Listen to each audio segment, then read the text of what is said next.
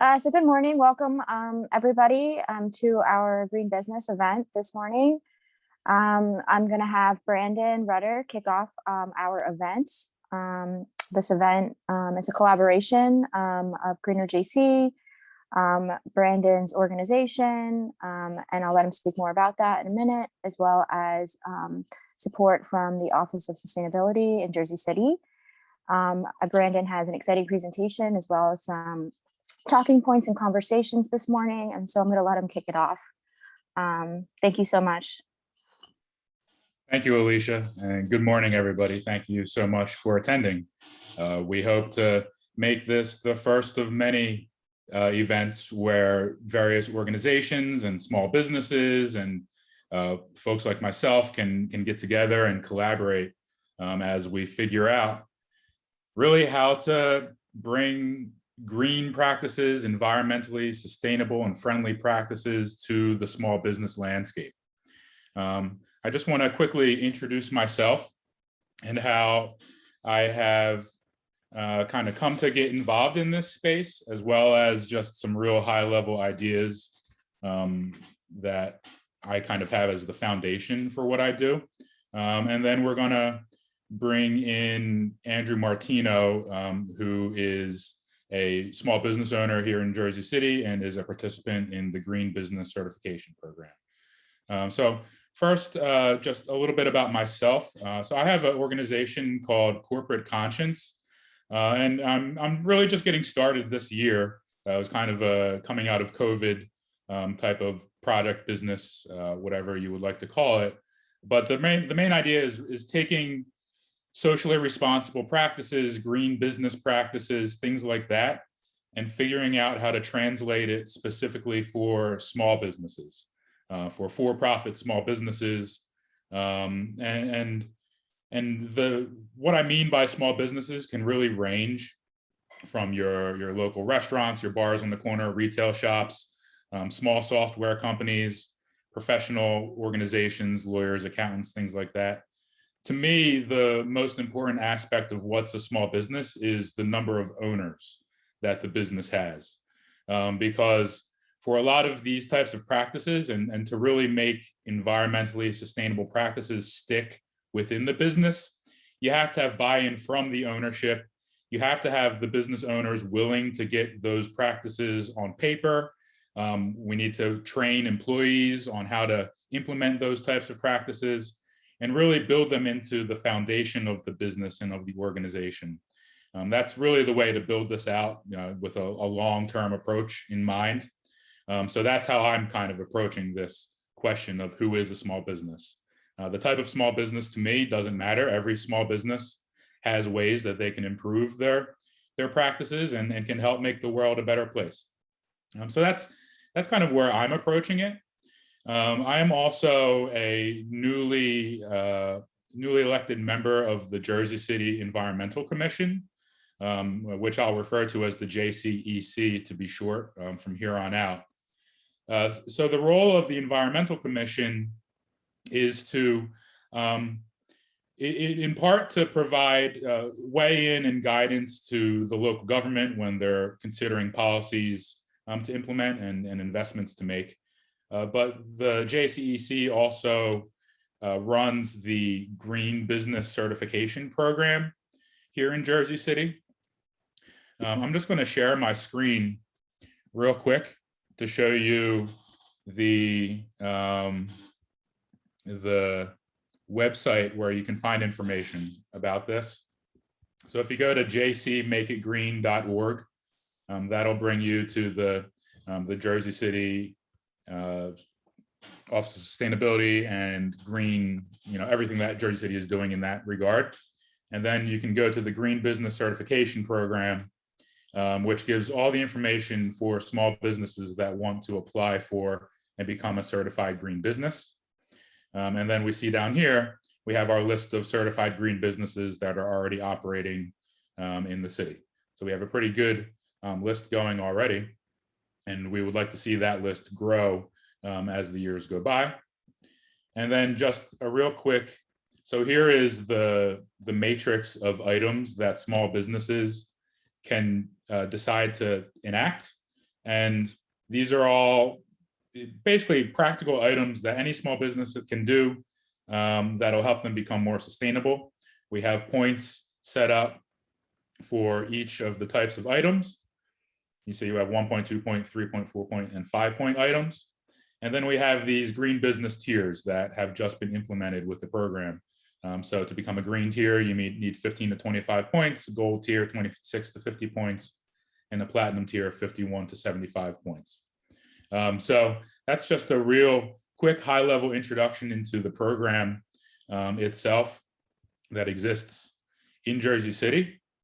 And we really just want to help with all various community groups, local businesses, really anybody that wants to get involved in helping grow this program and make it one of the better programs in the country. I think Jersey City is in a unique position to be on the forefront of these types of policies, these types of programs. We have a great population for it, and we have a great government that really wants to, be innovative and be on the forefront of that. So feel free to reach out to Greener JC to get more information about that, or to the Environmental Commission to get more information about the program. Next, I wanted to bring in Andrew Martino to have a quick 5-minute chat. Andrew is the owner of Ghost Truck Kitchen, which I'll let Andrew explain. It's a rather unique and interesting concept that I think really is going to bring the restaurant industry and kind of the fast casual dining experience kind of to a whole new place. And there's a lot of opportunities within the business model to implement green practices and to help think through these types of problems from the food service industry. So if we could welcome Andrew Martino. Thank you, Andrew, for being here this morning. Absolutely. First off, I just wanted to have you give a quick little introduction to your business, as well as how you came to learn about the Green Business Program and kind of your beginning phases of that. Sure. Hi, good morning, everybody. So Ghost Truck, which is on Varick Street near Columbus, we operate 12 different virtual food trucks, all available for pickup, delivery altogether. We have no physical food trucks. Everything we make is for takeout, delivery, and catering. We've been open for about 2.5 years. Going into the business, I was well aware that we were going to be using a lot of disposable material.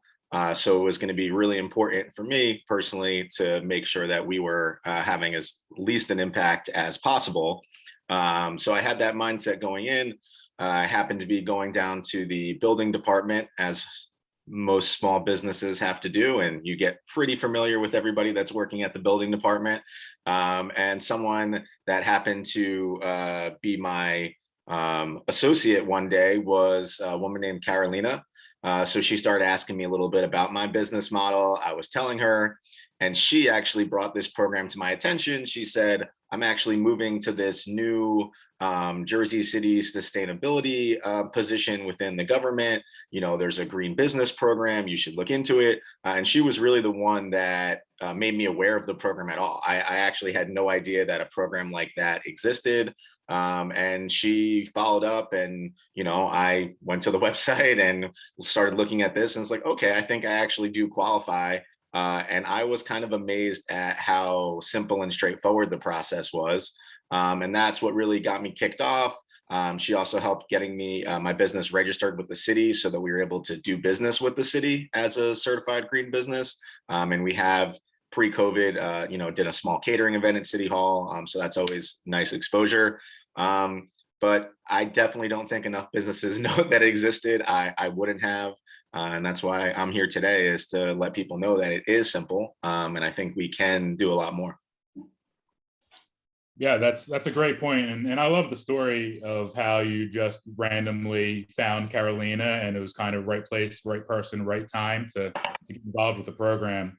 As I've been getting into this world and really the world of local government in general, that's really how it operates. It's kind of just luck of the draw. And as we kind of do more things and meet more people, these types of opportunities come about. That being said, part of the main, or one of the main sources of value out of this program is the marketing value, is how businesses that take the time to participate in the program can be held out as green small businesses and then attract customers and potential clients to the business. So, now that you've been a participant for a couple years now, and you've been, getting your foundation laid in the small business community of Jersey City, do you have any ideas or any thoughts of how we as the JCEC and the local government and Greener JC can better promote this program to other small businesses that might be interested? Yeah, I mean, I think it goes back to just awareness, right?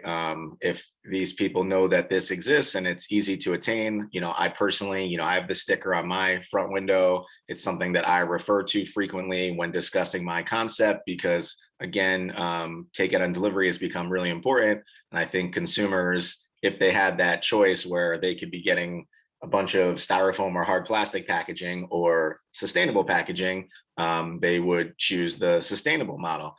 So that's what really pushed me and how we market our business. I think there's a lot of value inherently for these businesses to join the program. Obviously, Jersey City is a great neighborhood for it and makes your business potentially more attractive to shoppers, but just also something to hang your hat on and be proud of. So I think, as the government can maybe do more to spotlight these businesses, I think there are things that we can do together. So it's not just, oh, there's this one green business, visit them. It's, hey, here's a list. Here's how we can promote these businesses together and link them up together to, maybe buy goods together, just other ways for us to work together as a community to bring our costs down for things would be helpful.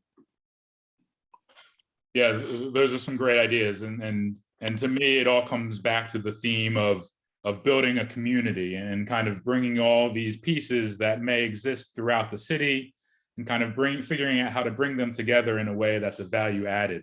The sum is greater than the parts. I think that really needs to be the theme across this entire discussion, because we have all these various pieces throughout the city and we all want to do good things and use our capabilities in our own way, but we need to come together to figure that out. So you mentioned, the sticker logo in your window. That's great. That's, a great example of how this can work. And then we can also take that obviously to social media and the website and things like that. But now that we've introduced the tiered system where we have the green tier, the gold tier, the platinum tier, we're trying to figure out ways to incentivize businesses to do more, and then figure out how to reward them. So I was just curious if you had any thoughts about how you might, be incentivized to do more and possibly even bring in some of your employees and some resources from inside of your business to help expand your involvement with the program and also looking forward. Yeah, I mean, I think every small business, right, is unique.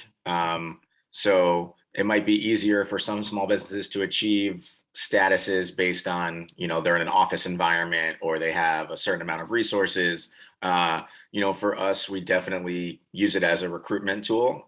We want people that align with us, not just skill wise, but, have the mentality and what we're about. I think there's a lot of places that could benefit from, that alignment with their staff and make sure that, you guys are caring about the same things and see the world the same way.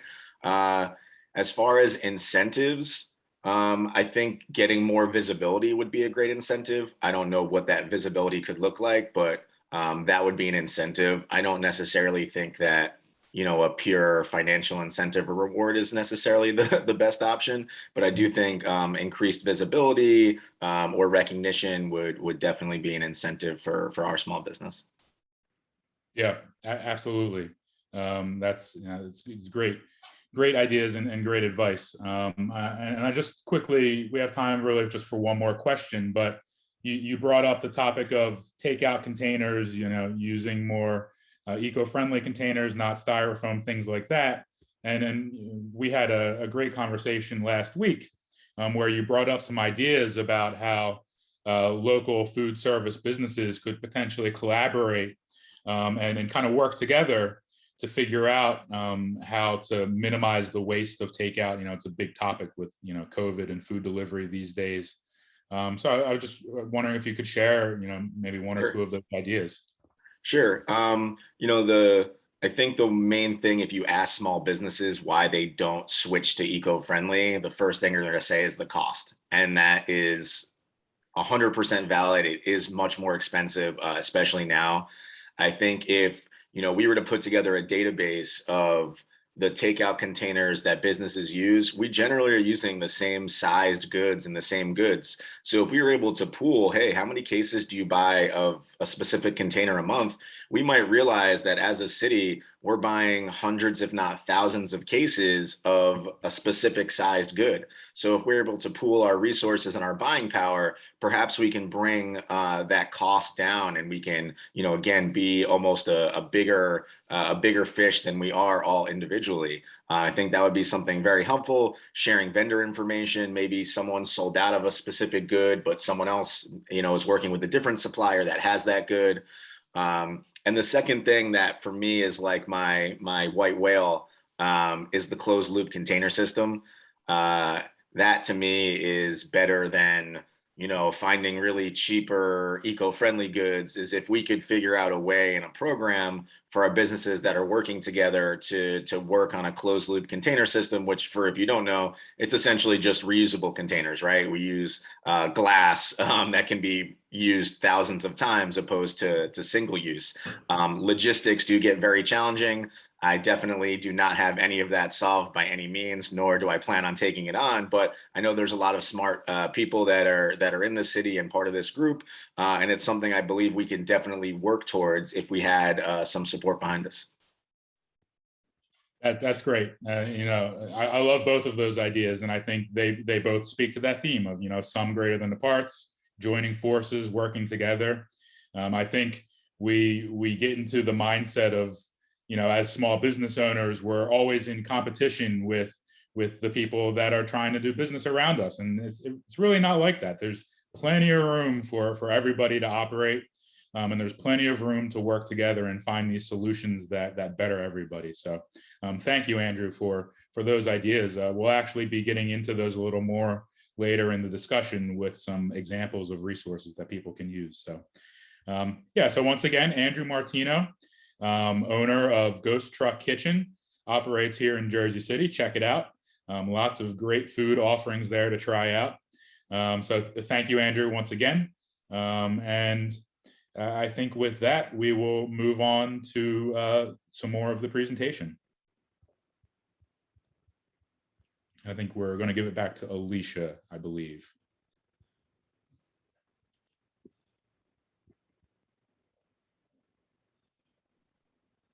While we wait for her, I'm going to shamelessly plug. We're also launching a new hyperlocal delivery service to compete with Grubhub and Uber Eats called Community Delivery, where the restaurants own and operate our own ecosystem, and customers don't get feed to death and restaurants don't get screwed over. We're launching in the next few weeks. Keep an eye out. Instagram is @Community Delivery to follow and stay on board of what we're doing. If you have any restaurants or small retail partners that want to join, just reach out to me. That's my shameless plug for the day.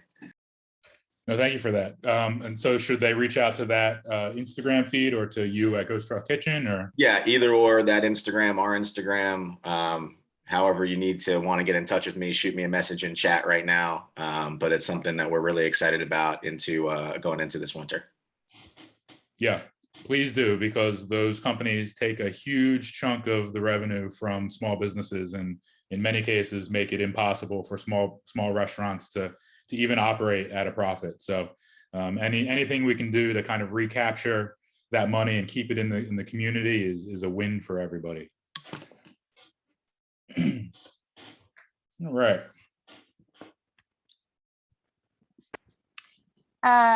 Thank you so much, Brandon.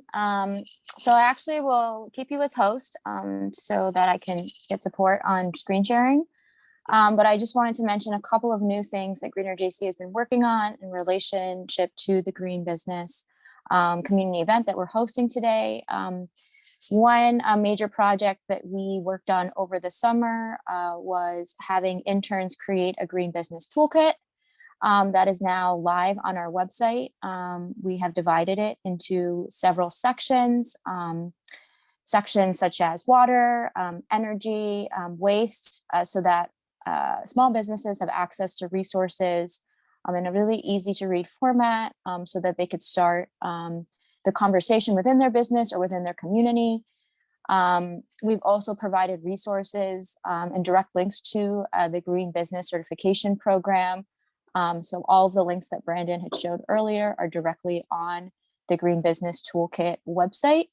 And we've also highlighted some national partners at the end of the website page that are doing a large amount of work for things like reusable containers, composting services. So some of the things that Andrew had mentioned earlier are definitely things that we see that we can kind of support the conversation. So Brandon, if you could share your screen, we can do a quick walkthrough of the Toolkit website.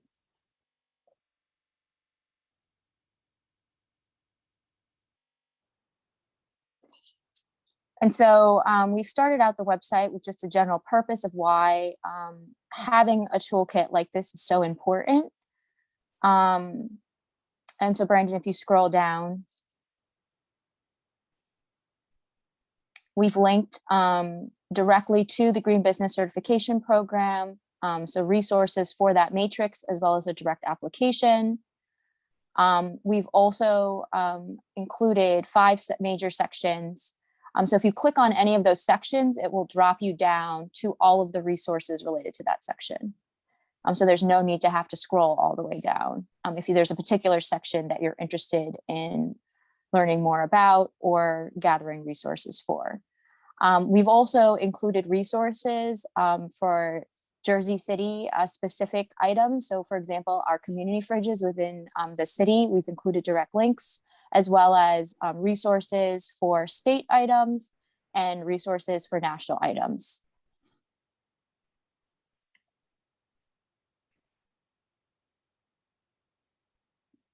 And so if there are any other questions related to the site, we also have a contact form at the bottom, and Brandon has graciously shown, thank you.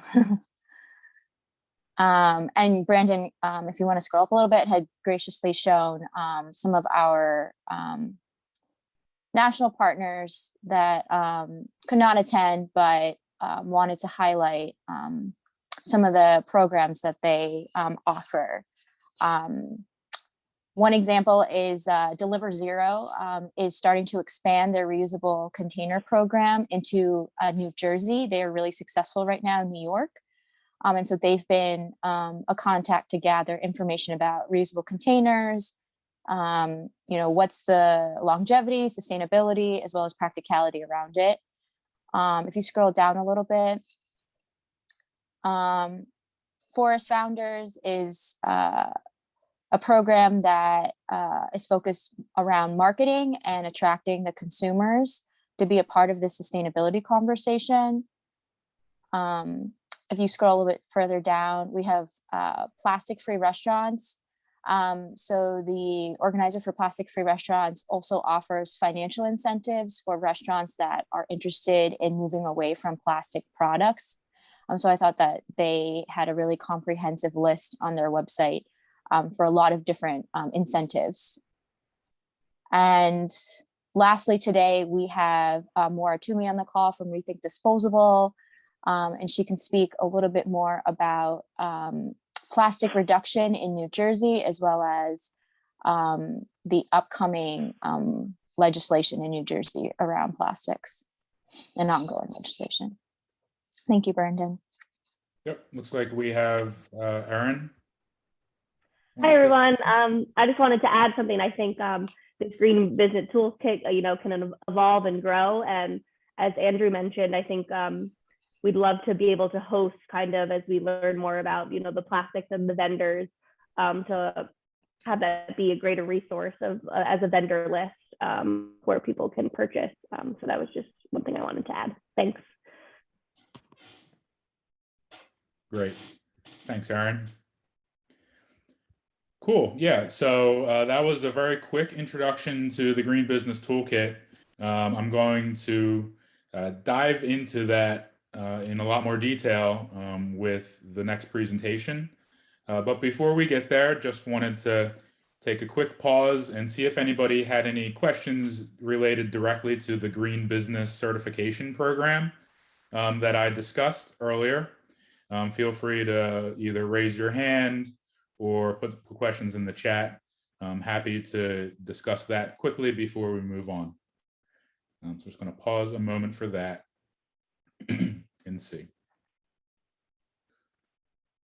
And as you know, if questions come up as we're continuing the discussion and as people get ideas, feel free to put those in the chat. We really want to view this as a collaborative discussion. I don't really want to talk at you guys. I want to kind of involve everybody and let people open up the conversation in whatever direction you see fit, share some ideas or ask questions of myself, of Green or JC, of whoever is involved. So I just want to encourage that. All right, so I'm not seeing any questions about the program.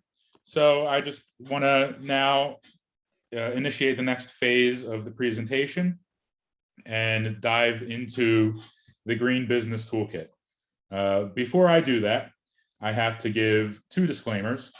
First disclaimer, as I mentioned, I am a commissioner on the Jersey City Environmental Commission.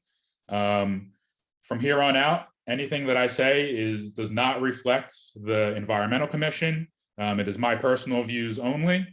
So I'm speaking as Brandon Rudder, the person, not as Brandon Rudder, the Environmental Commissioner.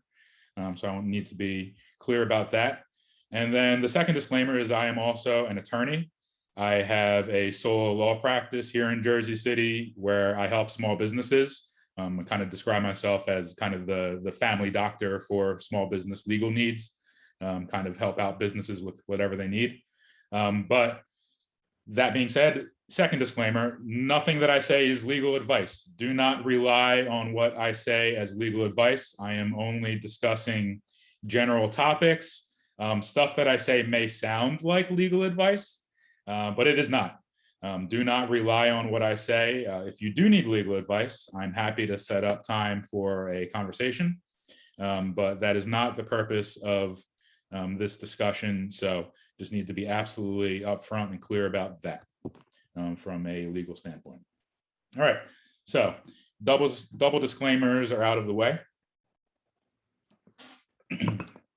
Now I just wanted to, I have two main ideas that I want to encourage everybody to think about as we go through this conversation.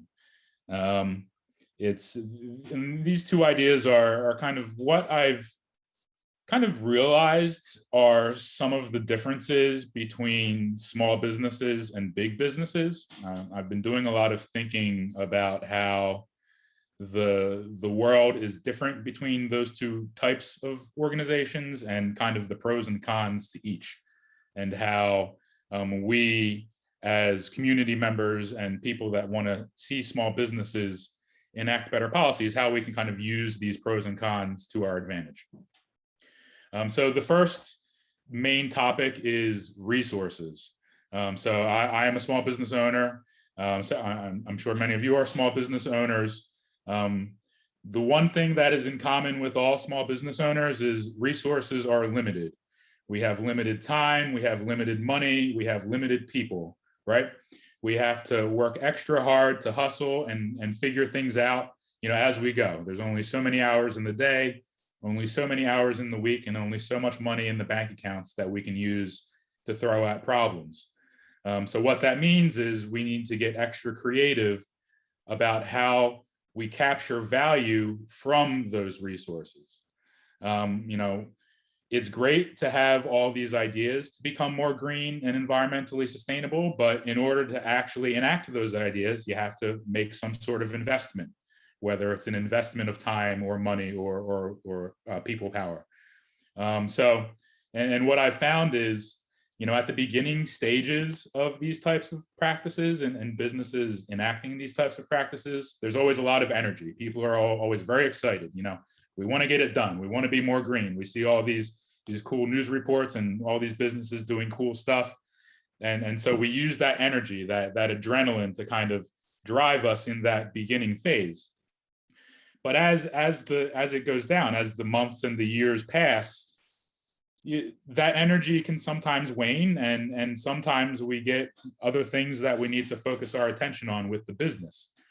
So when that comes into play, we got to remember those resources that we have are still finite. We still have to figure out how to find value from what we're investing into these initiatives. So I kind of see three main sources of value that businesses can find from environmental practices and investing the time and money. First off is the marketing value. You hold yourself out as a green small business. Hopefully you become a certified green small business and you get, that seal you can put on your window. Like Andrew said earlier, you get that sticker, you get the logo, you can put on your website, your social media.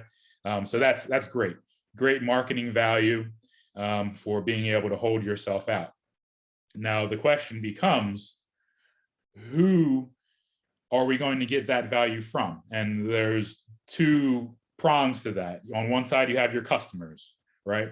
You might have customers that are interested specifically in spending money on businesses that have proven to be green and that have proven to be environmentally sustainable. So that's great. You may be able to attract a customer that would never have even paid attention to your business had it not been for this green business certification and proving that you're taking the time and energy into that. The other marketing value is attracting employees. And I think this is something that we kind of don't really think about, but it's particularly important today. As I walk around the neighborhood, I see help wanted signs in pretty much every small business's window. Everybody's looking to hire people right now. Everybody needs extra help. So what does that mean? Then that means that the demand for employees is high and the supply is low.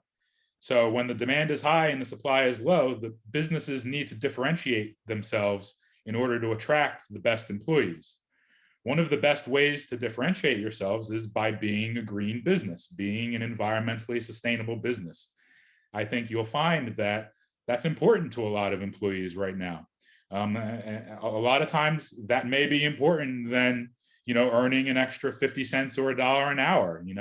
A lot of times these kind of soft benefits, if you want to call them, might attract the best employees to your business. So I encourage everybody to keep that in mind as you're thinking about enacting environmental practices with your business and investing resources. Think about how you can use that to market your business to employees and to attract better employees. And then one quick note, I think we're going to continue to see that the younger generations are becoming much more interested and seeing these types of practices as important for the businesses that they both support and work for. But on the flip side, the younger generations of employees or the younger generations of customers and employees are very good at researching and figuring out when businesses are just, kind of BSing this. They might say they do all this kind of stuff, but in reality, they don't really do it. This is what's known as greenwashing, and we see a lot of talk with big corporations that might be implementing environmentally sustainable practices only to attract better stock values and share values where there's nothing really beneath it. We need to keep that in mind as small business owners, that our customers are going to research. They're going to do the research. They're going to see if businesses are actually following through with what they say they're going to do. So that's just something to keep in mind. The very people we're trying to attract can also be our worst enemy if they realize that we're kind of leading them on and not really putting our time and our money where our mouths are. You got to walk the walk, don't just talk the talk. So that's that's something that's important to keep in mind. Another kind of high level topic and idea that I just want to introduce is the idea of relationships. So we live in a very transactional world right now. When we do just about everything, we think of it as a transaction. I'm going to spend X number of dollars. I expect to get this in return. And we kind of have this very kind of arm's length approach to a lot of the interactions that we have with businesses and with what we do.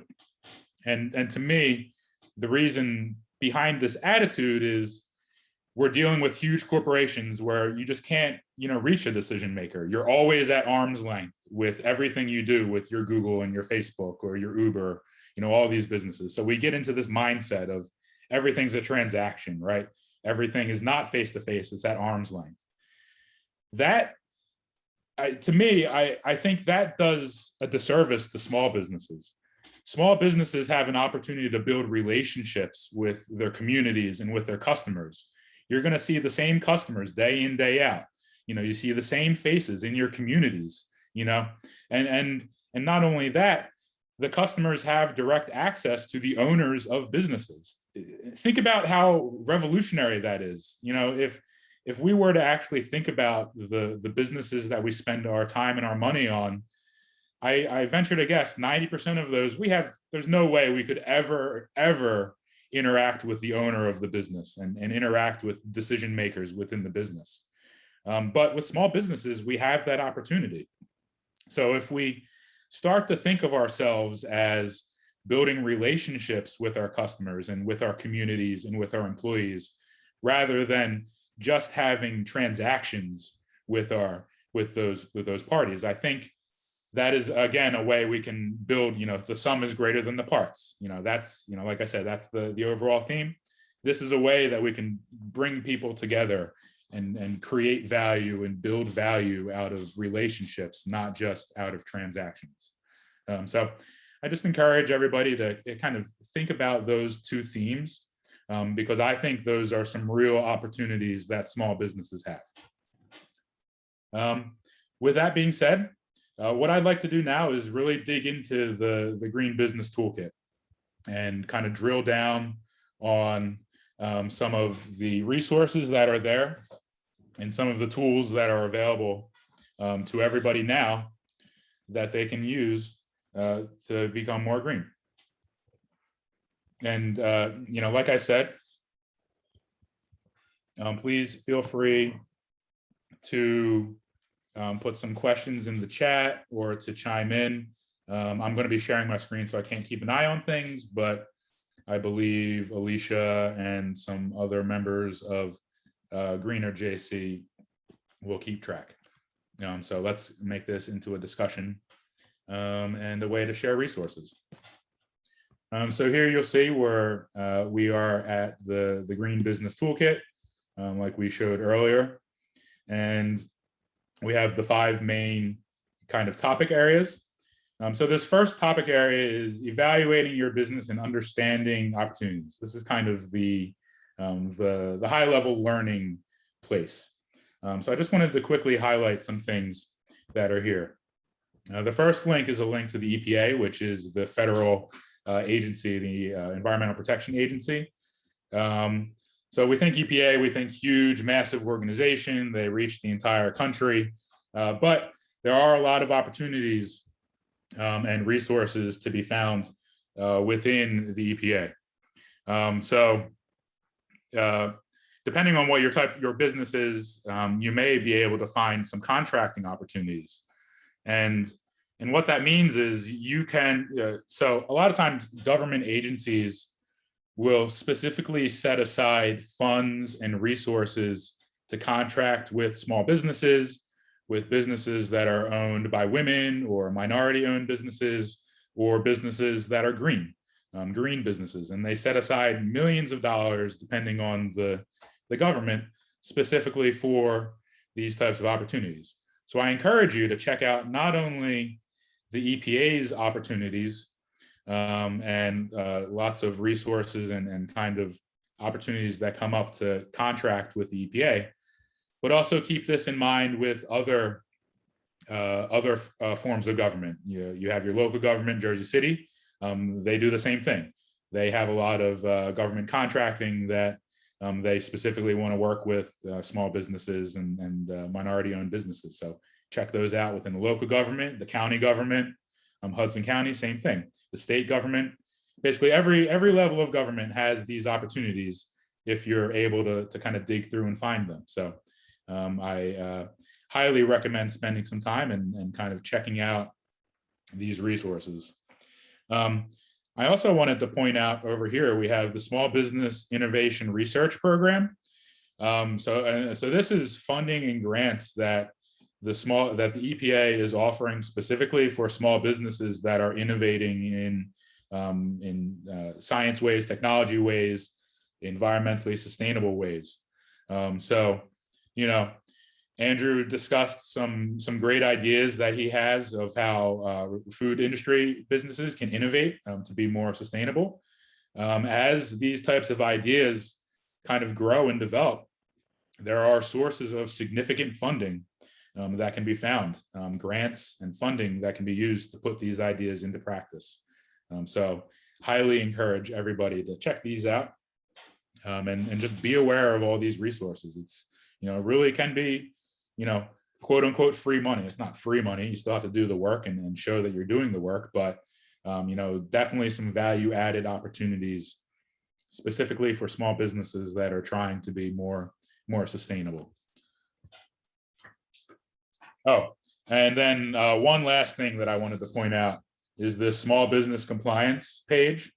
So basically, if you're a small business and you think that there are some significant environmental issues with your business, whether it could be oil leaks or refrigerant leaking or things like that, the EPA and the government basically is giving you a window to voluntarily disclose some of these issues, and then they will most likely forgive whatever penalties would result from that. If you compare to, so basically, if you think of this versus being caught after the fact, having known about these types of issues, there can be huge fines and compliance costs that can come down the pipe. And a lot of times these costs can quite literally put a business out of business.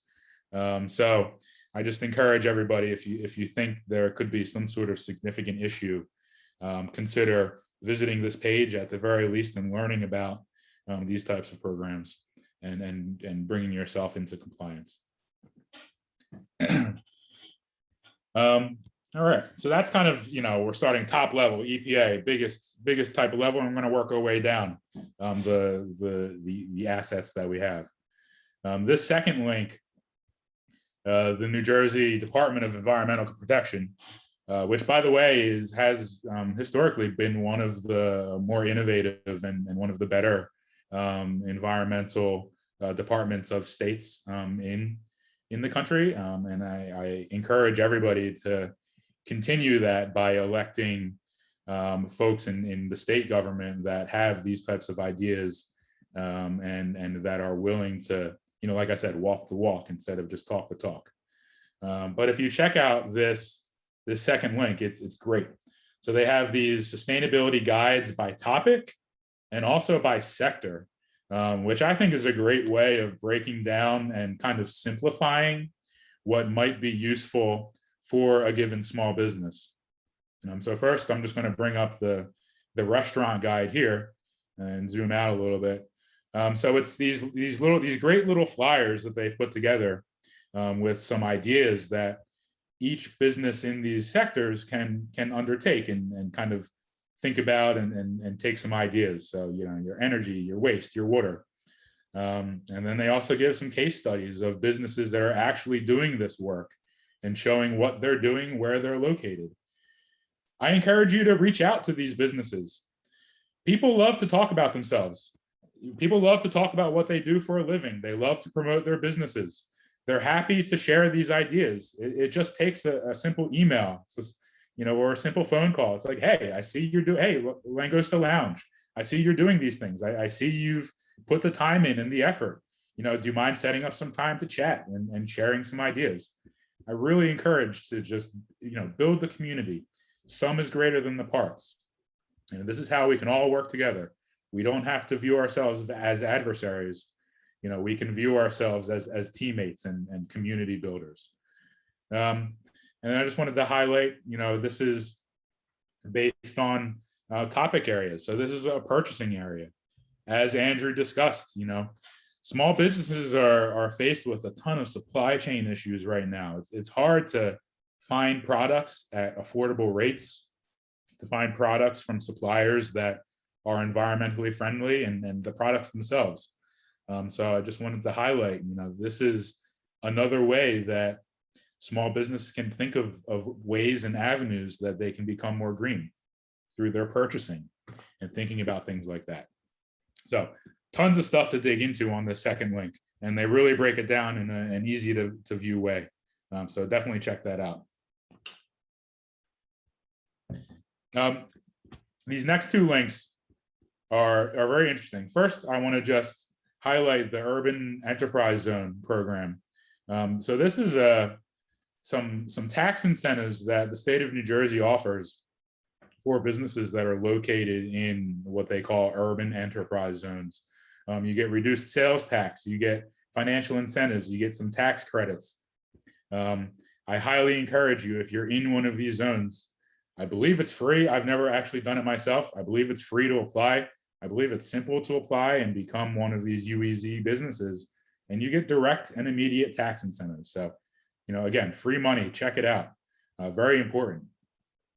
And then this link here, this New Jersey Community Asset Map, is this cool map. I'm kind of a nerd when it comes to this stuff. I'll try not to bore you all too much, but you can zoom in on specific areas within the state of New Jersey. So I just zoomed in on Jersey City Heights, which is where I live. And they give you all these filters over here that you can see real-time data about your neighborhood. So here's one filter, the urban enterprise zones. So you see it highlighted all these streets, all these blocks that are a part of this urban enterprise zone area. So you see Central Ave in the Heights, we've got JFK, Summit Ave here in Union City. Most of downtown is a part of this urban enterprise zone. So check this out. If your business falls in this area, you can apply and see these incentives. I just wanted to point out two interesting fields here. Population change from 2010 to 2018. And so it color codes it. So everything that's blue, all these blue tracks have seen 50% or more population increase. So maybe if you're thinking about opening up a new location or a new business, maybe check out these neighborhoods that have seen huge population increases. That means you've got not only a new customer base, but you've also got employment and employee bases.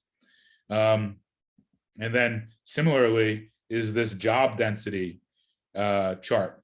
So this speaks to businesses wanting to find employees and figure out where to find employees. So if you see, this is again color coded. The darker areas have more jobs, the lighter areas have less jobs. So perhaps if you're looking to find some employees for your business, target these areas where there are less jobs per square mile, because that means that people that are living there, they might have to go out of their area to find a job. So if you're going to be making some job postings, maybe posting flyers around the neighborhood, target these areas, because that's where, the data shows that there are less jobs there. So that means that that's a good place to spend your time and your resources finding employees. So if you're a nerd like me, play around with this map. All sorts of cool little filters that you can zoom in on. Encourage you to check that out. And then just real quickly, this last link is all about how schools can become more sustainable and how programs can be designed for schools. Again, I think this speaks back to attracting employees, because a lot of employees have children that are in schools. a lot of children in schools are learning about these very topics in their day-to-day schools. And I promise you, they're bringing home these topics of conversation to their parents, who are then the employees of your business. So if you figure out a way to kind of bring that all together, it's like, hey, I have employees that have kids that are interested in environmentally sustainable topics. There's a commonality. You know, not only can an employee feel like they're doing their job, but they can also feel like they're figuring out ways to relate more to their kids who are learning about these topics, and you know, and then their kids are become the future customer base. And as you see, this kind of creates this groundswell and this kind of ever-growing way to just bring resources in. Sum is greater than the parts. So yeah, to summarize, first section here, all kind of educational tools, things you can learn to provide value for your business. And now we move into the energy improvement section. And this first link, this is another direct way that small businesses can essentially be paid to become more environmentally friendly. So New Jersey has what's called this direct install program, which is run through the utility. That. So you'll notice on this link here, there's the direct install program link, but then there's also this link to PSE&G, which is our local energy utility here in Jersey City. So if you check out that link, it'll bring you to this page where you select your type of business within the the categories of businesses. And then if you check that, it'll bring you to a link that gives you ideas about what you can do to become more energy efficient. And then you can write into PSE&G to actually get subsidized programs where they will pay up to 75% of the costs to implement these types of policies, which is amazing when you think about it. They will pay you to have cheaper utility bills. So they will essentially pay you to have, to spend less money. When you think about it, it's a no-brainer. This is something that businesses can do and can improve not only their bottom lines, but also the property where they're located. This New Jersey Direct Install has just implemented this new program specifically for women and minority-owned businesses. So you'll see here, very similar idea, heavily subsidized funding that goes towards energy efficiency and turning your business into a more energy efficient business. But this program is specifically for small businesses that are independently owned and operated, no more than 100 full-time employees, gross revenues less than 12 million, and are certified by the state as a women or minority-owned business. If you fall under this category, highly encourage you to check this out. Like I said, free money, free savings. Programs pay out for 75% of the cost. Now, one thing to keep in mind is if you don't own the property that the business is located in, that means you have a landlord and a property owner. For these types of changes, you're going to need to get the landlord involved because a lot of times these involve replacing the furnace or replacing the HVAC system. So you definitely have to, get them involved, get their approval on all this stuff. But I encourage you to frame it just like I'm framing to you, free money. You can improve the property value of your property. You can get it subsidized by the utilities. Like I said, free money. And I think if landlords are kind of turned on to this and kind of see the value that this provides, not just for them, but for their current tenants and for their future tenants, then everybody wins. And I highly, and I think that they would be willing to probably take on the rest of that cost for you or help out with the logistics of all of that. So highly, highly recommend looking into these programs, figuring out ways that you can, learn direct money for that. Another great way to save money is through community solar. There are a lot of great resources for community solar. I'm not really an expert on this. I understand it from a high level, how it works, and I understand how it can save, but it's basically these organizations create these solar farms in more kind of rural and areas with more space where there's, if you see these fields, if you drive around with solar panels everywhere, and then they will work with the utility providers to provide the energy to the end of the line customers at reduced rates because it's, utilizing the solar energy. I suggest you check out these links and save and sign up for community solar, both as a business and as a residential utility customer. If you do it through Greener JC, they will provide a kickback to Greener JC. I think it's kind of like an affiliate program where basically if you click the link through their website and then sign up, they'll get a percentage to go back towards the nonprofit. So not only will you save money in your utility bill through community solar, but you are also then making a donation, to Greener JC to help with these programs. Encourage everybody to check that out. So these next three links are more kind of granular tips that businesses and just people in general can use to come up with ideas. I just wanted to highlight in this first link here, the useful step-by-step on how to conserve SRP net. So they have a whole bunch of topics: lighting, heating, cooling, temperature control. I just wanted to highlight this energy savings top 10, which is kind of like their lowest hanging fruit ideas. Like turning off lights and equipment when not in use.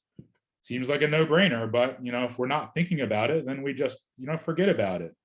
And this is an example of a type of policy that it's great to think about it as the small business owner, but you also have to implement these policies so that employees will follow them. So let's say you have your protocols, you're a restaurant, right? And you have your cleanup policies and your decontamination policies and your food disposal policies.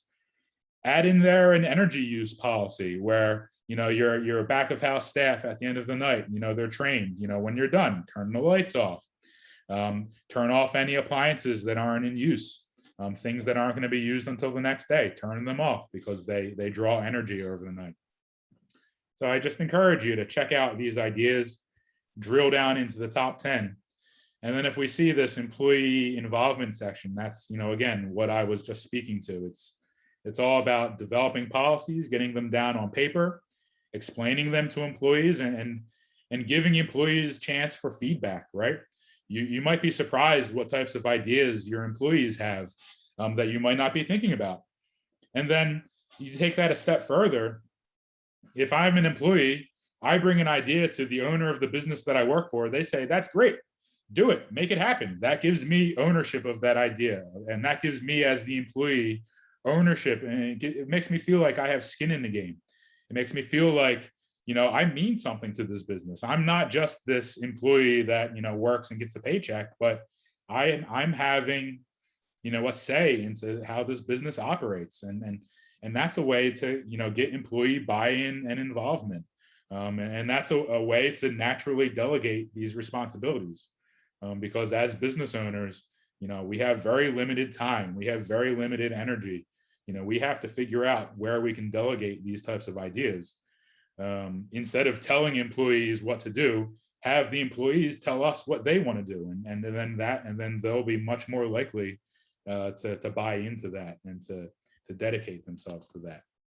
So I encourage everybody to kind of think like this as you're thinking about ideas that your business can implement.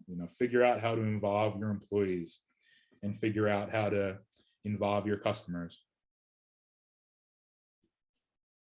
So now we move into the food waste portion of things, which very near and dear to my heart personally. I've worked in a variety of food service businesses over my life, throughout my life, and I've just been really learning a lot about how much food we waste as a society here in America. It's pretty ridiculous when you think about it. It's like literally like 30 to 40% of the food that we produce in this country, it gets thrown out at the end of the day. And you know, and it's just this huge opportunity that we can change our attitudes, both on an individual basis and also as a business community and as a society. You know, this is very important, I think, as we continue to understand how many resources go into producing food, how much water and energy goes into producing the food that we literally throw out. So it's just a waste. It's, you know, we're all wasting resources with this. So let's work on that. So as you can see, there's, I don't know, maybe 15 links in this section, all of great ideas that can be done. So I just want to highlight a few of these. So this first one, Too Good to Go.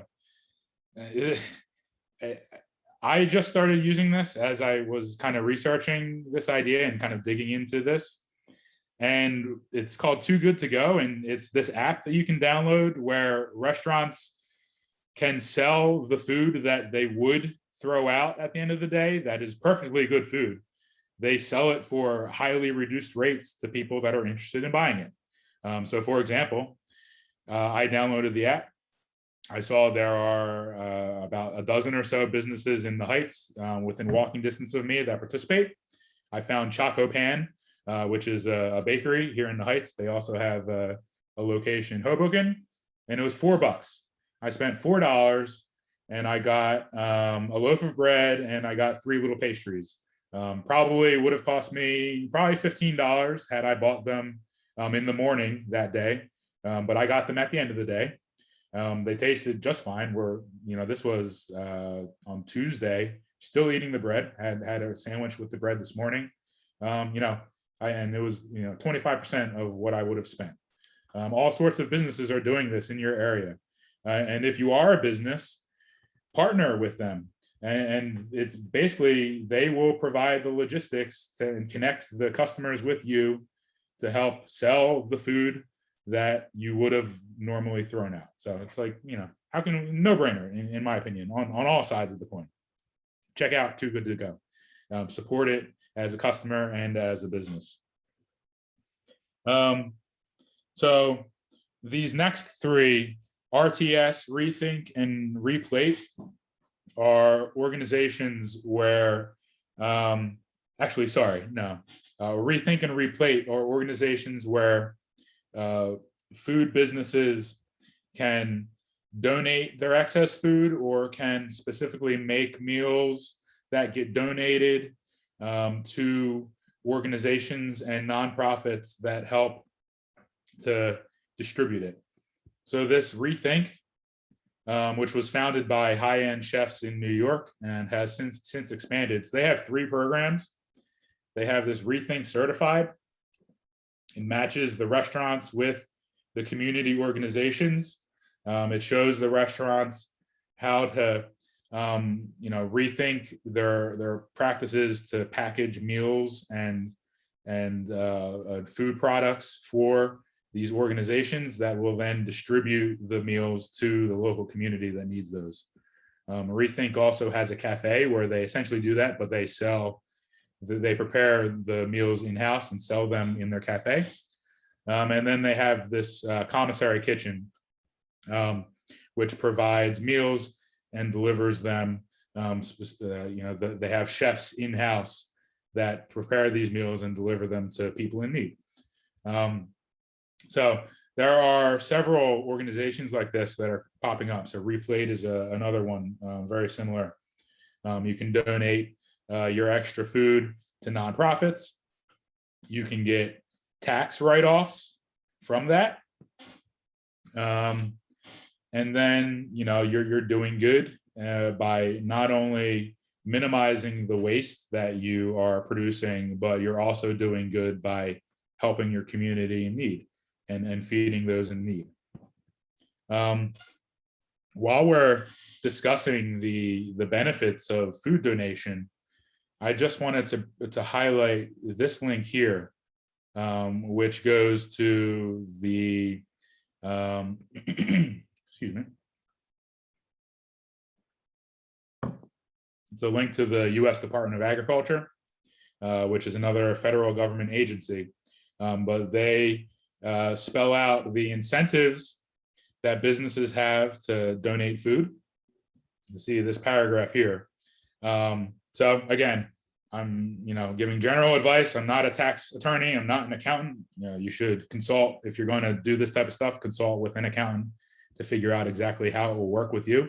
But basically what it looks like is you can deduct the costs to produce the food and half the difference between the fair value of the food. So basically it's, if it costs you $10 to produce and half of the fair value cost is $5, you subtract that. So then you can deduct $5 of that donation from your taxes. You keep track of this and you get receipts from these organizations that show that you donated the food, how much you donated, the fair value of it. It's kind of like clothing donation. I know you probably see like Salvation Army or Goodwill, you donate your clothes, you get a little receipt of the fair value of the clothes that you donated. And then if you do it enough, you can deduct that from your personal taxes. This is very similar, but from the food business perspective. So that's the tax savings. And then it highlights the liability protection. It's called this Good Samaritan, this Bill Emerson Good Samaritan Food Donation Act. That's a federal act, and then all the states have some sort of state version of it, which basically says that if you prepared the food in sanitary conditions, you followed all the food safety laws and regulations, which if you're a business operating in this industry, I certainly hope you're following those rules and those laws. If you follow those laws, then if something goes wrong with the food after it's out of your hands, liability is gone. These laws essentially say, we recognize that this food service business did the right thing in the moment to prepare the food. They donated it to a third party, and then it's gone. You don't have any sort of criminal or civil liability due to something, spoilage or something like that might have gone wrong with that food. So encourage you to learn about this, research it, and take advantage of it. These are some very interesting opportunities that can help out.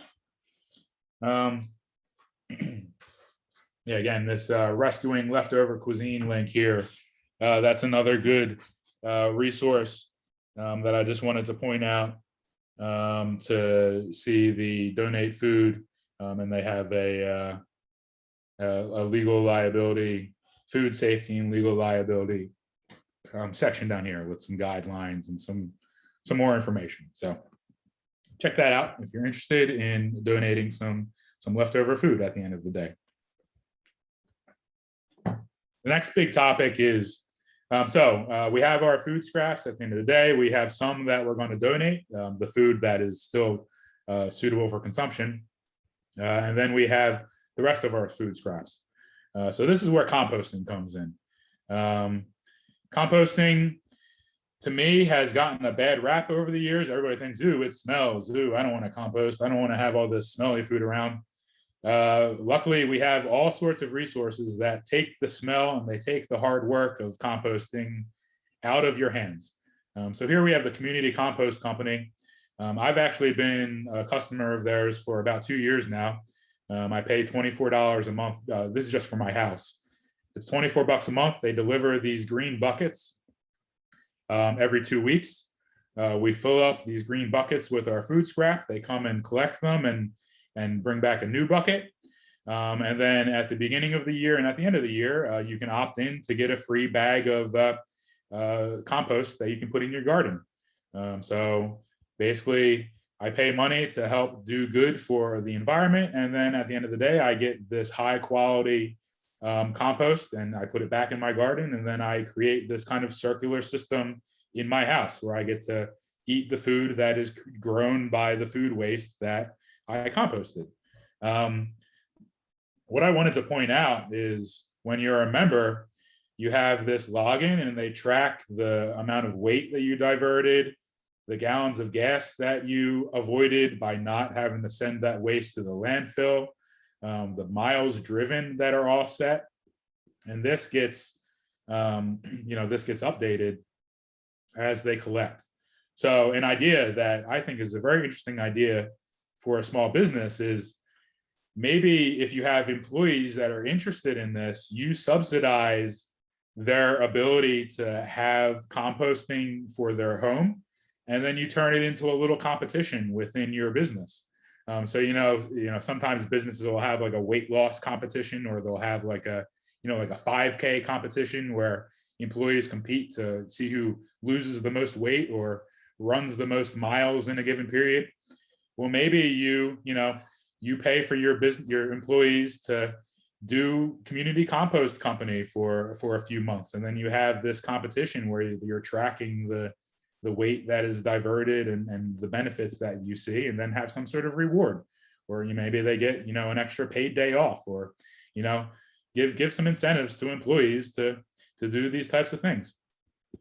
I just think these are some ways, if you can get creative, you build a community. We're about building relationships here as small business owners. Build relationships with your community and with your employees. I think you'd be surprised. This green bucket compost is another example. Similar company. I just wanted to highlight, they have this cool sustainable event hosting. So let's say you have a wedding coming up, bar mitzvah, sweet 16, and you want to hire a company. You can hire these guys to come in and compost all the food waste for your individual event. I thought that was a really cool idea. And if you've ever been involved with planning a wedding, it's like, before you know it, you've already spent tens of thousands of dollars. So why not spend some of that money with a company that is helping to do good for the environment? Check that out. And then here we have just, there's a composting council info if you really want to get involved with composting. And these next two links are companies that create devices that you can buy where you can do all your composting in-house. They have commercial devices that'll do hundreds of pounds in a day. They also have personal devices that if you have money to spend, they're not cheap, but if you have money to spend, and if you're a business, you can write it off as a capital investment on your business. Check those out. Here we have links for community fridges. Here's are some local community fridges around the neighborhoods, one on the west side, one in the Heights. And the main idea behind these are basically that if you have extra food where you want to donate food to people in need, you just put it in the fridge, no questions asked. People that need food can come and take it.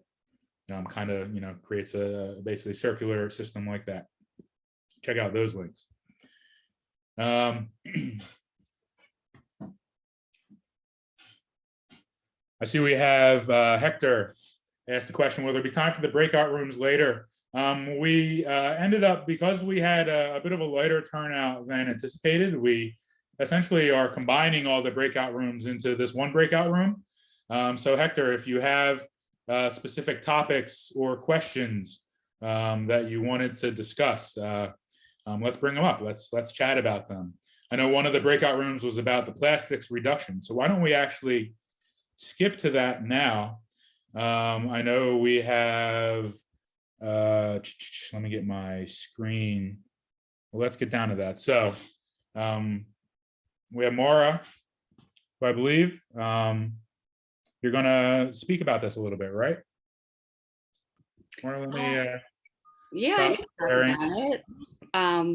When, do you want me to talk about it now, or? Yeah, let's do that now before I keep rambling and run out of time. Okay.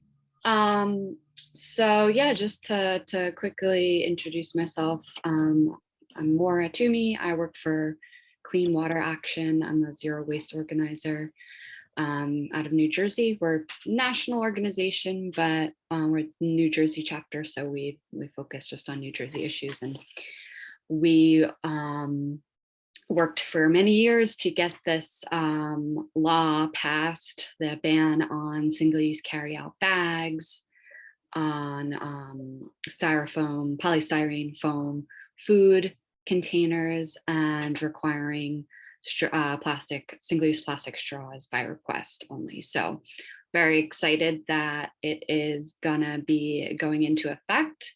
The first part of it that's going to be going into effect is actually the straws by request provision, and that's coming up very soon, November 4th. So I'll talk a little bit about that first, especially because I know Jersey City, you were ahead of the game and already did a lot of outreach and education on your bag ban. I loved your take a bag, leave a bag idea that you all did. But we could talk a little bit about that too. But I'll just first start with the straws because it's coming up very soon. So it's basically requiring that restaurants only give single-use plastic straws out to customers if they specifically request them. That's basically the idea. This is a result of a lot of testing out different ideas. A full ban on straws would mean that people who need plastic straws for medical reasons wouldn't be able to get them. So we didn't want to advocate for that. So the by request is actually perfect in my opinion, because it number one, it brings the attention directly to the customer. And yes, it's a small thing. Straws are not going to solve the plastic pollution crisis we're in all at once, but it starts with some of the most basic wasteful habits, but then just brings that to more people's attention all at once. So that's why it's really great. So before this law, was passed, Clean Water Action worked on several different straws by request campaigns with different business districts. So we did one in Montclair. We worked with Jersey City to do some of that. And some of the restaurants that adopted this practice reduced their overall straw use by 90% just by only giving them out when people ask. We did provide them with little signs so that customers would know, so it wasn't too hard on the servers to have to explain everything to people. It provided just little facts about why. And it was really successful, and it actually ended up saving the restaurants a lot of money too. One of the restaurants in Montclair, they also decided they were a busy bar and restaurant, so they actually eliminated their little plastic stirrers completely, in addition to doing the straws by request for other beverages. So that was awesome. So one of the things I do want to mention is I've seen a couple restaurants in anticipation of this law kind of start to replace their straws with paper or other materials. And because that's what the law requires. It only applies to plastic straws. But for restaurants and for anyone who's interacting with restaurants, I really want to stress that they're really going to see the most benefit from this law in terms of their waste prevention, their cost savings, and how effective the law is with preventing waste if they apply by request across the board to all other types of straws. Because as Andrew was saying, sometimes it's more expensive to buy these alternative products, but if you're eliminating 90% of them, it's not going to be as big of a problem. So I just highly encourage everyone to consider that, although you're still going to be in compliance with the law, because it only applies to plastic. I highly encourage everyone to to adopt the by request policy across the board. And you can even apply that to other, non-essential single-use disposable items as well, like plastic cutlery for takeout, napkins, all that sort of thing. And businesses that have done this have also seen a lot of cost savings too. So that's something I want to mention. And then in terms of the bag ban, I'm sure you all kind of know about it, especially being in Jersey City, who we've been working on that in the city for a while. But I guess I just want to mention that the focus is really on reusables. So that's why the law applies to paper carryout bags and plastic carryout bags, because it's really about encouraging people to bring their reusable bags, because we all have them. We collect them from all different sorts of community events and different things. I have like a stockpile. It's just a matter of getting in the habit of remembering them. So, I mean, I'm happy to answer any questions if people have them about this law, but otherwise, I'm happy to talk about anything else relating to waste prevention in businesses, especially when it comes to single-use disposable products, because that's a lot of what we do at Clean Water Action through our Rethink Disposable program. So yeah, I'm happy to answer any questions if people have anything specific on any of that.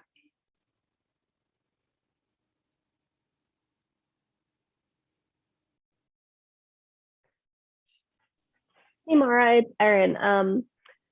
Does Rethink Disposable, I know this was, quite a few years ago when we first were venturing on, the straws by request. But can businesses still almost hire or have Rethink come into their business and do those sort of assessments? Are those still available?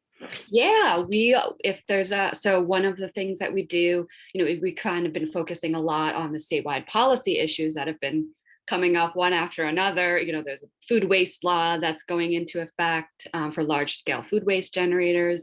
Now we've moved on to a post-consumer recycled content law that we're working on getting passed for rigid plastic containers and glass containers.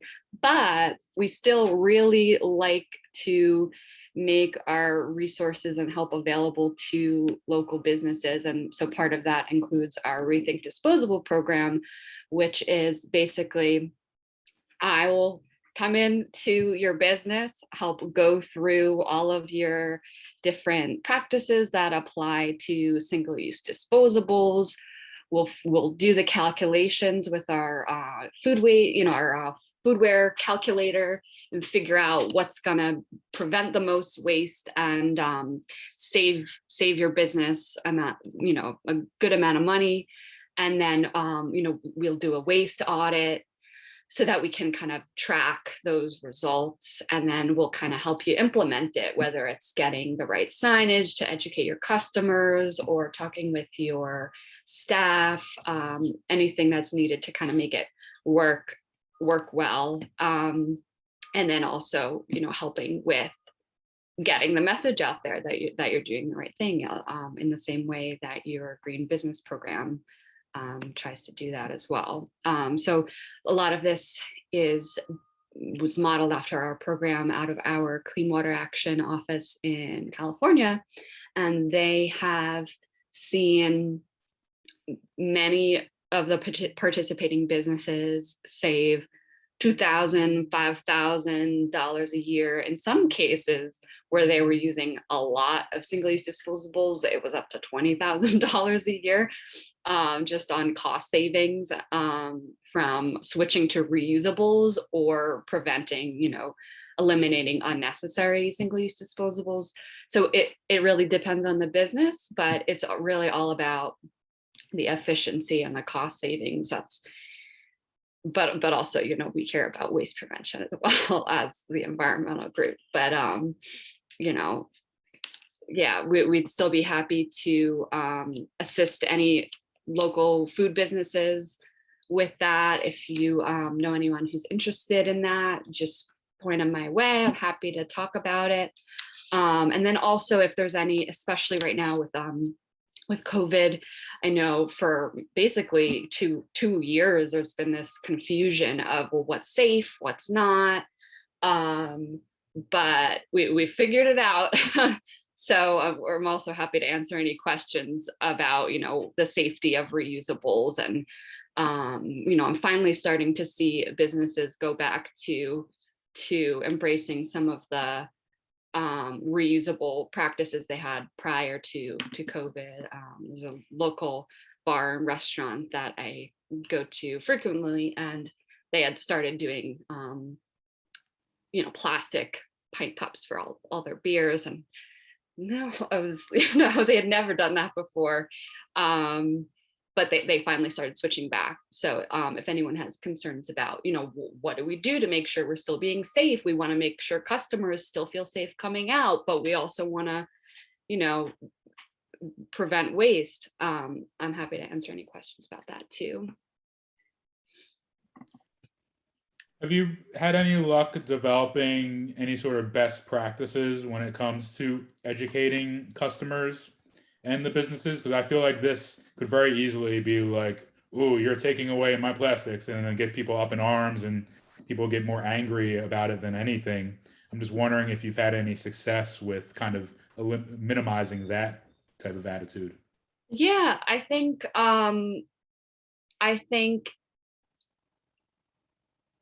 part of it, especially when it comes to things like straws or utensils or napkins or things that like people will kind of insist on in some cases. By request works really well, but then having signage. So our signage that we have developed that restaurants can use, it's always, do you really need a straw? And then it like has some little facts. So it's not saying you are bad for using a straw, but it's asking the question, what's the trade-off? It's your decision. Here's some information so that you're informed about why we're doing this. And also so that it's not on the employees of the business to have to, explain it. We like to make it right up front so that customers know what they're, what to expect and they're not surprised. So that's part of it. But also in many cases, when it comes to the restaurants that have just basically replaced their, disposable plates and cups and things, customers, they like it. Like it's a better, nicer experience.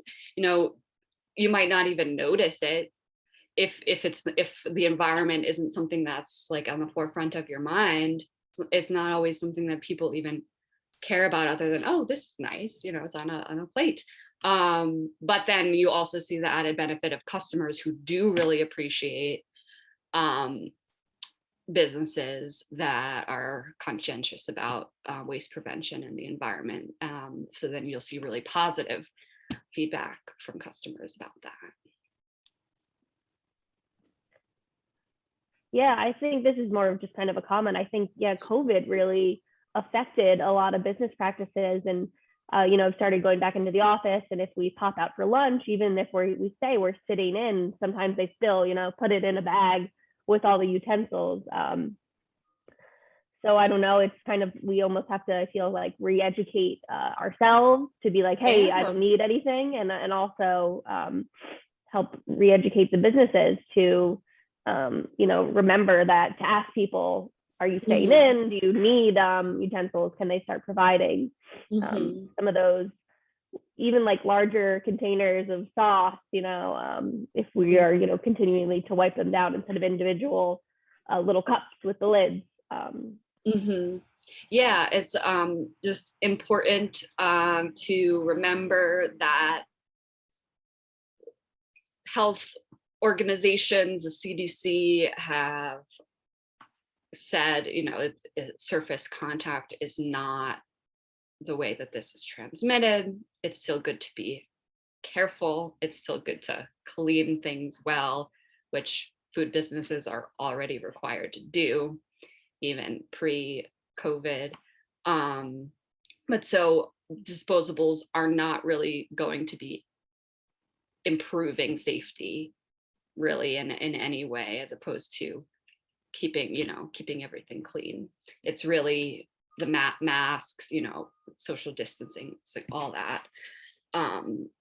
So it's important to focus on those things. But yeah, I mean, I'm still seeing coffee places, not for many years, I hadn't used a disposable coffee cup. That was one of my goals. And COVID happened, and I want to still go to my local coffee shop and support them. But they started not allowing people to bring their own cups. But I think they're starting to. But that's another recommended practice, Brandon, that I forgot to mention was offer incentives for customers. A lot of places already do this, but you get a discount if you bring your own cup. But making sure you're really advertising that and promoting that is also really good. I've seen some examples of cafes go so far as to charge extra for to-go cups rather than just provide the discount for bringing your own cup. So that would be, even further. And then the really cool one that I've seen people do is the mug library. So it's kind of like your take a bag, leave a bag program that you did in Jersey City. Take a mug, leave a mug, return a mug and we'll wash it. And I'm starting to see different examples of that. So that's really cool too. I do see a hand up. Yeah, Hector? Yeah, so I think this is amazing. I did have a question, right? When Mara or Brandon, for either of you, when you guys are doing your outreach to small businesses, I know that sometimes resources are tight.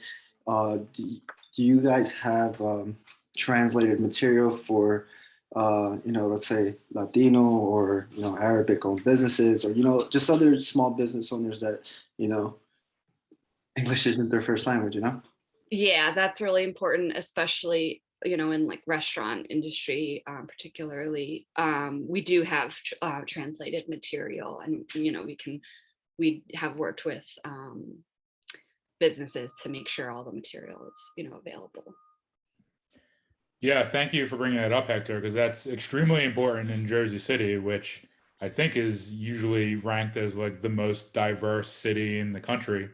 I personally have run into issues with that, being in the Heights, largely Hispanic-speaking population. So I've definitely kept that on the forefront of my mind. But also, even further, I've learned it's not even just the literal language translation, but there are, I guess you could say, attitude translations, or the way that different cultures kind of go about business and kind of relate to each other. That was interesting to learn for me personally. So this is something that I will continually be working on, and I know the Jersey City government is active with that too. But I just wanted to thank you for bringing that up, and if ideas to help out with that are always useful in Jersey City. Hector, thank you so much for bringing that to our attention. At Greener JC, we are in the process of translating our Green Business Toolkit into Spanish, as well as other website pages on our website. So our goal is to have our entire website at some point fully translated into Spanish, so that for folks that want to continue to use our resources, they will have direct access. Yeah, and I mean, full disclosure, my business is not in Jersey City. I'm out of Union County. I came across this webinar due to Carolina, who Andrew mentioned earlier, right? But I did want to, mostly join to extend my relationships that I have with some retailers within the Union County area, right? And see how I can help spread some of this information, especially within the Latino community, which is really mostly what I serve. So with that being said, I do have to hop off. And Brandon, I didn't mean to be rude earlier. That's why I was asking about breakout rooms. But I'd be more than happy to connect with Brandon or Mara or anybody, or Greenery JC, to see how I could help you guys spread this communication to outside of Jersey City as well. Absolutely. Thank you very much, Hector. And no worries at all about the comment. I'm actually going to put my email address in the chat. If you'd like to send me an email, I'd love to set up some time to have a conversation. Brandon at corporate-conscience.com. That's my email, my personal email, or not personal, my business email, sorry. But yes, please share what you can, and being in Union County, not a problem at all. We all are facing the same problems. This is a global challenge that we need to face. So the more, the better. Correct. But once again, I do have to hop off. I appreciate you guys immensely. And thank you so much for, hosting these conversations. I'll be reaching out every single one. Thank you for attending, Hector. Thank you. It's a pleasure having you. Have a good day, guys. Bye. Take care. I just want to, so Mara touched on some things that is a great segue into some of the last pieces of the toolkit that I wanted to bring up, because they kind of loop in both what Mara was talking about and what Andrew was talking about earlier, and kind of what I've been referring to as well. So we're going back to the toolkit, and we are in the reduce waste section. So this first part is just some great ideas. The rethink food waste calculator is great. Zero waste is another consultants that can come in and help assess your business. But I just wanted to quickly touch on these recyclable container resources. So these are some examples of resources that are out there for turning your throwaway containers into reusable containers. So this circularware, so they kind of help you out start to finish. They'll help you analyze the existing costs of your single-use containers, offer opportunities for reusable containers, and then help you design the containers. And they'll add your logo to the container. So again, this can turn into a great way to market your business. The Deliver Zero, this alludes to the idea that Andrew was talking about, of like a closed loop system, where it's basically a network of restaurants that all agree to use the same set of reusable containers. So basically, if you get delivery from a restaurant that participates, it'll come in these containers. And then the next time you get a delivery from one of the participating restaurants, you just exchange the container for the new ones. Or you could drop off the containers in person, or you could pay, I think it's $4 a container to keep them. So I believe Alicia, or you have to forgive me, but somebody mentioned this earlier in the presentation about how it's only New York currently, but they are looking to expand into New Jersey. So if you are a food restaurant, a food service industry restaurant, highly suggest contacting them. And then last but not least is this Eco Lunchbox company, which is all sorts of great reusable containers and things that businesses can use. They also have a ton of just general resources on this site. Recommend digging into it. But just something I wanted to point out real quick. So this is a great opportunity of putting on your website front and center the types of certifications and green seals and things that you do as a company. I think this is very important to provide value for businesses that want to do this. So you can see they're a Green California business. They're a certified B Corp. That's a whole nother thing that is worth a conversation. They're a women-owned business and they have this certification here. So this is a great example of how if you do become a Jersey City green business, you can put your logo on your website, give a quick little explanation as to why you're doing it, and it provides just free marketing value, free ability to kind of share what you're doing with your customers. So again, these are some items here. Here's some great stuff on the plastic ban. Here's the plastic-free restaurants. So these guys will help subsidize you to turn your single-use plastics into reusable plastics. They'll help cover the costs of the initial phase of transitioning over. So I recommend you check out this plastic-free restaurants company and potentially hope to help them out, or have them help you out, I should say. And then last but not least, the last part is reduce water, and some great ideas that you can do to reduce water, as well as some opportunities for like the Energy Star appliances and things like that. So with that, I'm going to end my little guided tour of the Green Business Toolkit. I recommend you all dig into that. You could spend hours digging into the great resources. And I just wanted to pass it back to Alicia and Aaron at Greener JC. They have some exciting news on some opportunities coming up. So pass it back. Thank you so much, Brandon. Greener JC has an exciting announcement that we'd like to make. And Brandon, if you could make Erin host, she will share her screen to show our exciting announcement. You need more excitement in your voice to do an exciting announcement. You know what I mean? You gotta get amped like up. sparkles, you know? Yay. Okay, great. So Erin, if you could share your screen and so we can share our exciting news. Drum roll, everybody. So starting today, we are launching our Greening Your Business grant, which will provide Jersey City businesses an opportunity to apply to receive up to $1,000 in funding to support plastic reduction efforts. So we launched this grant today. It will run for about 1 month. Businesses can apply. We encourage all businesses of all different types. It does not have to be a food business. So any business that uses plastic in their business is eligible to apply.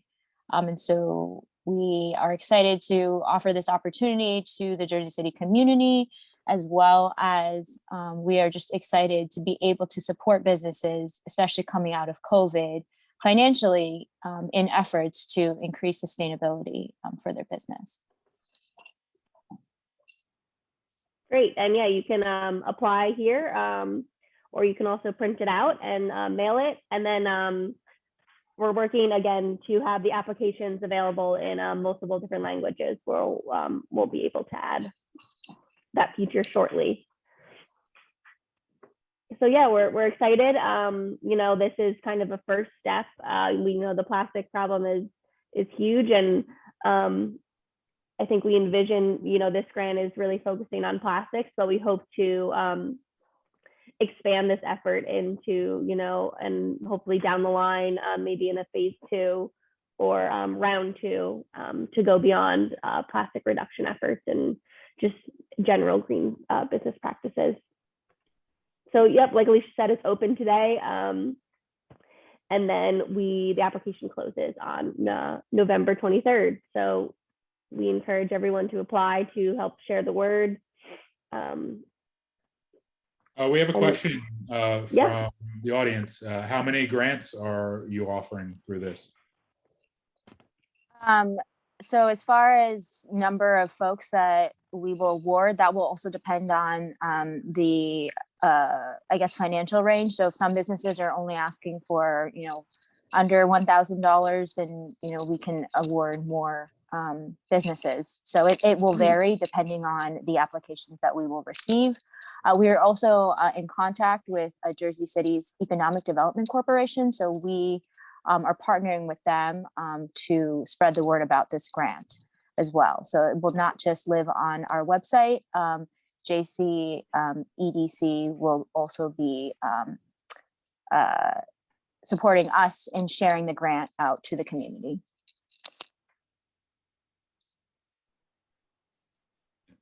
Are you able to reveal any information about the total funding pool, or is that more TBD? Yeah, I guess that would be TBD. So our grant is specifically for businesses to receive up to $1,000 in funding.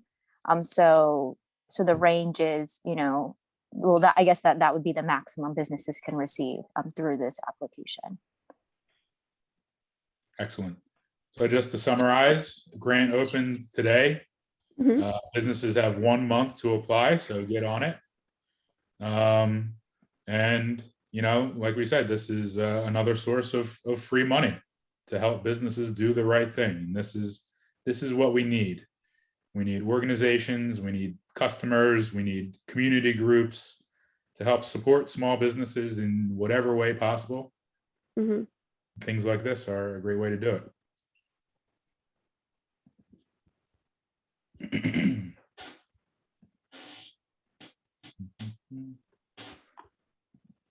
Yep, we have another question.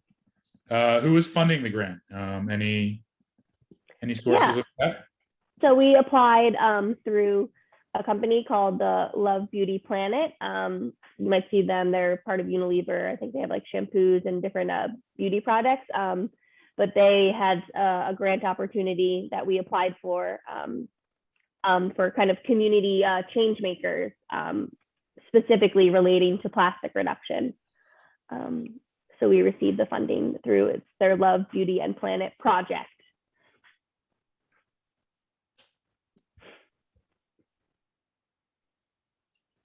Are there any other questions related to any of the topics or the grant? Yeah, we have a few minutes left in our presentation. Open it up to anything.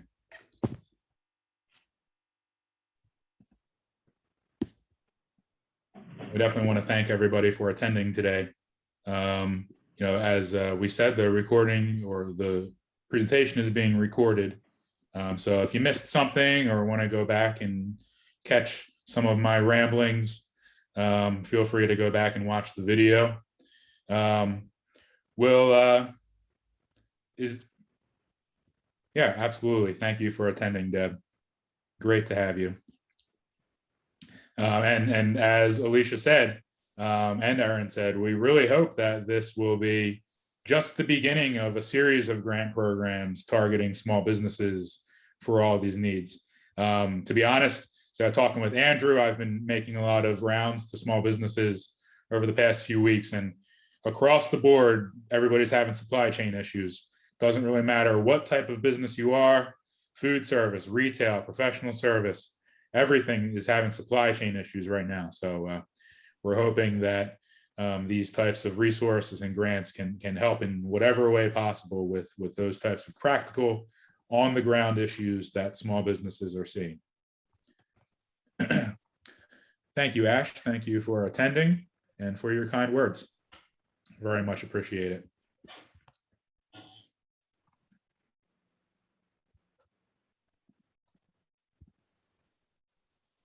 Yes, great. Thank you, David. And I don't know if you saw, so we had another local nonprofit, Sustainable JC, in attendance today. They're another local community group, do a lot of great on the ground community work and cleanups and things like that. So check them out to follow along with what they're up to. And they do a lot of, like I said, on the ground events, community-based educational events, lots of great stuff. The more resources, the better, in my opinion, for this type of stuff. Thank you. I just want to jump in here, Deb Italiano. So we're just going to get behind everything you guys are doing. So we'll promote this toolkit. Love it. There's one suggestion on the toolkit you might want to circle back with Health and Human Services about. Just to clarify, there's a state law that has taken issue with community fridges. So okay. Talk to Stacy Flanagan about it. Otherwise, we're beating a drum for you. Great, we appreciate that. This is great. You got it. Yeah, Right. and we hope to have more conversations and more gatherings, and continuing the conversation specifically around green businesses. Yeah, we're promoting businesses getting certified, so we're sending folks your way. And that would be the Environmental Commission. Congratulations on that appointment, Brandon. Thank you, Deb. Yeah, you guys are, filtering through those applications. I hope that the pile is getting higher and higher. It is, and we're actually we're going through. So it's a 3-year certification, and we are just going through our first series of recertifications of businesses that have been certified for 3 years and are coming back. So I'm actually going to be digging through all that data and kind of organizing all the different pieces and seeing like what businesses are actually doing and what they're changing and how they're changing. And I'm going to be kind of turning that into a more long-term kind of data analysis project to figure out how better to target businesses, how to maybe differentiate between different types of businesses.